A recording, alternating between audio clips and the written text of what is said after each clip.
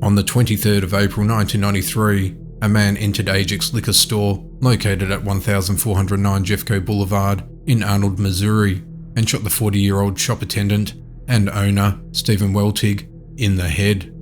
The shop owner's gun was used, and the store was not robbed. A man and a woman stopped by the store that morning to buy cigarettes and found Weltig shot in the head. They contacted the police, and Robert Shockey, who was a patrolman at the time and now chief police detective, was first to be called to the scene. It was unknown who the assailant was, and after an extensive investigation, the case went cold. The case has since been reviewed by the Major Case Squad, Arnold Police, and even the cold case detectives in England, and all have collaborated to try and solve who took Weltig's life. In 2015, the authorities received a phone call from someone claiming to have information on the case. Two people came forward later, and after that they provided 68-year-old Laurel William Harp's name as a suspect. Several different detectives interviewed him, but they couldn't get him to break, and there was insufficient evidence to seek charges against him, and the investigation stalled. That all changed on the 16th of September 2020, when two Arnold police detectives renewed interviews with the suspect. New detectives and new techniques were used when they interviewed Harp for several hours, when he confessed to roughing up Weltig, but not to ending his life. Police said that Harp also admitted that in the 1980s and 1990s, he pistol whipped and beat people with a hammer who owed money, acting like a debt collector enforcer. It was said that the two men knew each other. Weltig was in a dispute with a woman whom Harp was friends with. Harp explained that a friend of his had been shot 3 or 4 times and believed that Weltig was responsible for shooting his friend. Harp told detectives his friend survived the shooting. He also said that Weltig had ripped a lot of people off back then, referring to illicit substances transactions, and he said he wanted to get payback on Weltig. Harp stated that his ex-wife drove him to the liquor store at 10:15 a.m. on the day of the crime and said he was going to rough up Weltig. Harp said he began to argue with Weltig after entering the store, and that Weltig pulled out a .38 handgun from near the cash register and pointed it at him. Harps told detectives Weltig was going to shoot him. Harp said he started to wrestle with Weltig, and he eventually grabbed the store owner's hand and slammed it down to get him to release the gun. He said that Weltig dropped the gun, and then he punched the store owner in the face and left out the back door. Harp told detectives that the gun went off during the struggle, and that's how Weltig was shot. However, it was not determined from the crime scene photographs and the medical examiner's report that the shooting was not accidental. The investigators concluded that Weltig was on his knees when he was shot in the back of the head with his own handgun. A probable cause statement written by one of the detectives suggested that on the day Harp premeditated this encounter with the victim, and regardless if Harp intended to shoot the victim or not, the end result was that the victim had his life violently ended with his own firearm in his own business. Harp had previously served time in prison for unlawful use of weapons, burglary, and stealing.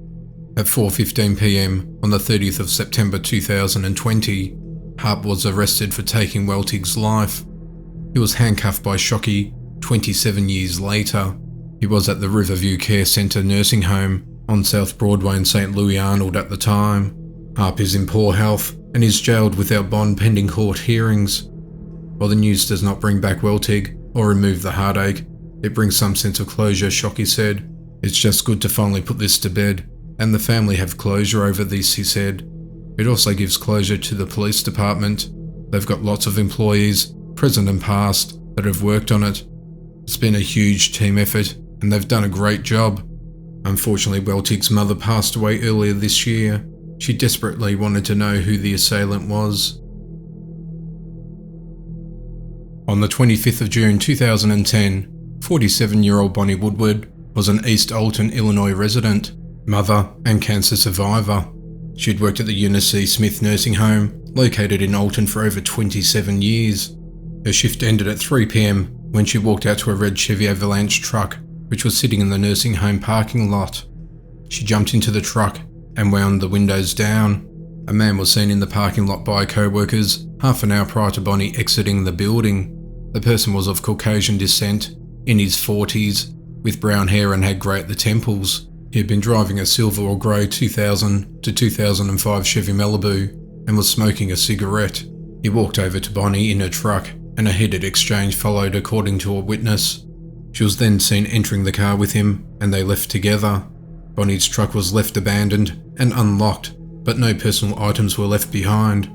Bonnie vanished that day and was never seen again. She was reported missing on the 26th of June 2010 after she had not shown up for work. At the time of her disappearance, Bonnie was a mother to 2 sons and had a 17-year-old stepdaughter named Heather Woodward. Heather's father passed away in the year 2000 and she adopted her and a sibling shortly thereafter. Heather was unhappy living with her and ran away from home to stay with the teacher Christine Scheffel after a falling out. Bonnie had previously contacted the police and reported Heather missing. Police searched Christine's home, but Heather was nowhere to be seen. Christine denied knowing of her whereabouts.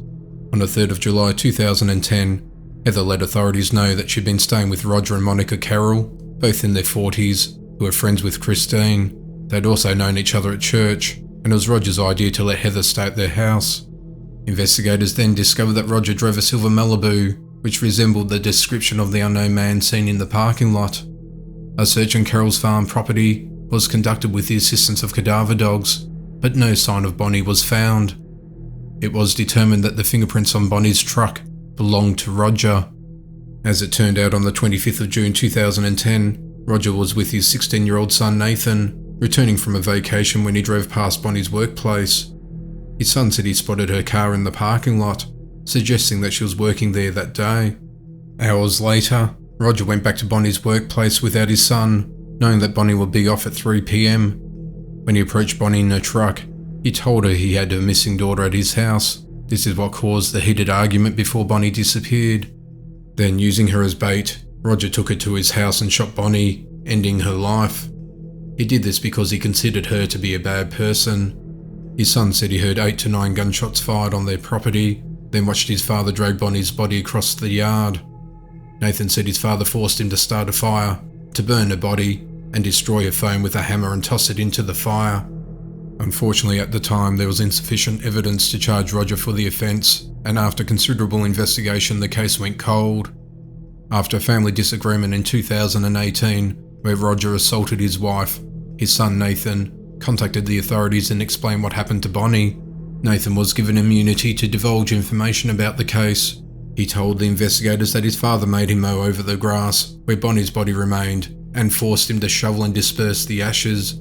With his son's testimony, Illinois State Police crime scene experts were able to search and recover 25 of Bonnie's bone fragments and shell casing from the gun he used to take her life.